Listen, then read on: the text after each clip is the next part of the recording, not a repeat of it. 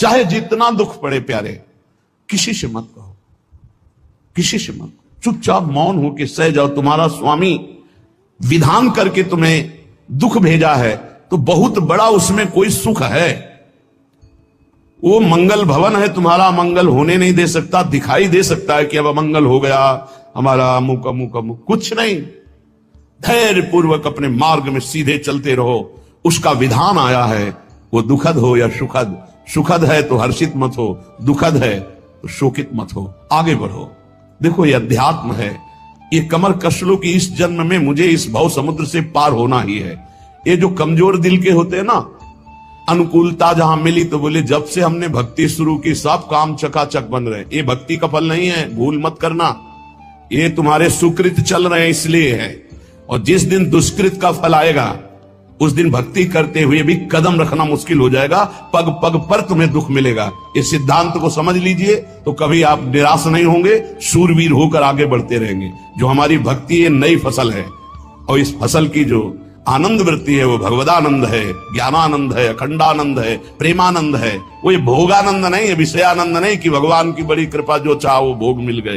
ये सुकृतों के फल है। ये सुकृत और दुष्कृत दोनों को यही नष्ट कर दो और निकल चलो भगवान की परम धाम में, जहां नित्य सेवा सुख का आनंद सहचर्या ले रही है। श्रीपाद कह रहे संतर्जयस ताड़यन, कोई मुझे बहुत डांटे भर्त्सना करे और ताड़यन पिटाई भी कर दे, मुझे कुछ कभी शिकायत नहीं करनी प्रभु से। देख रहे हैं ना, वो उन्होंने विधान किया है ना कि इसको पीटो, तो हम चुपचाप पीट लेंगे, किसी से नहीं कहना। रहीमन मन की मन व्यथा रखिए मन में गोए, सुनि छिले हैं लोग सब बांटने, इसलिए असंगो हम। असंग किससे कहें अपने दुख सुख की बात? अपना दिल तो दिलवर को दे दिया, जो बीते सो दिल तो उनके पास है, वो तो जाने दुख सुख की बात, हम क्या जाने, हम तो बस आपके हैं। मौन, अपने विषय में न सुख की बात करे न दुख की, मौन बात करे तो प्रभु की करे, नहीं तो मौन।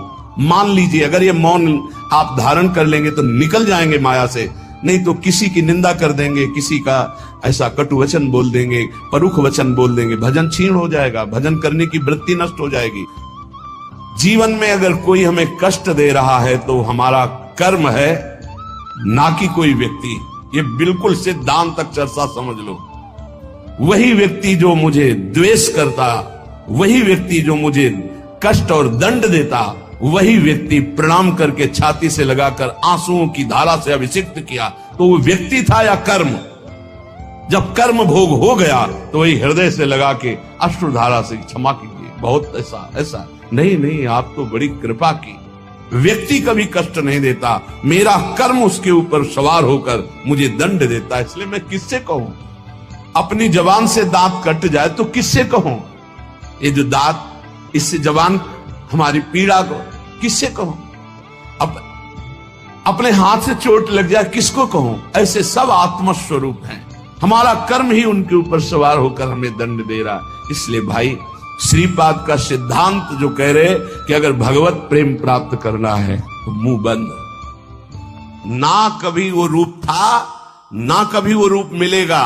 बीच में जो भास रहा है वो श्री कृष्ण ही उस रूप में है। जिस रूप को तुम माता पिता परिवार मान रहे हो मेरा प्रभु है, ऐसा मान लोगे तो जीवन मुक्त हो जाओगे, नहीं मानोगे तो मोह में फंस करके फिर दुर्गति को प्राप्त होगे। अनंत बार ये मैं, ये मेरा कह करके तुम मरते रहे और तुम्हारा मोह बंधन दृढ़ होता रहा। अब तो समझ जाओ, इस जन्म में एक बार तुम थोड़ी हिम्मत करो और हृदय से, सच्चे मन से प्रभु श्री कृष्ण को, श्री हरि को अपना मान लो। एक बार हृदय थोड़ा मजबूत करो, ये मजबूत होता है सत्संग से। और पुकारो कि प्रभु मेरे हो आप, पुकारो मीरा जी की तरह, मेरे तो गिरधर गोपाल दूसरो न कोई, है ही नहीं दूसरा। जैसे आप कह दो फिर ये सब वास्तविक नहीं है, केवल भास रहा है, तो हंसी आती है। जब वो दिखाते हैं तो हंसी आती है कि वाह बड़े प्रवीण हो आप, छुपने में बड़े प्रवीण हो, छुपा छुपी का खेल ऐसे छुपे हुए तुम जान ही नहीं सकते ये प्रभु हो सकता है भला? वो है, वही है। मत्ता पर तरम नान्यस वासुदेवा सर्वम ईशावास्य विदम सर्वम यत् किंचे जगत्याम जगत। पर कैसा छुपा छुपी का खेल खेल रहा है वो दिखाई नहीं दे रहा। यदि इस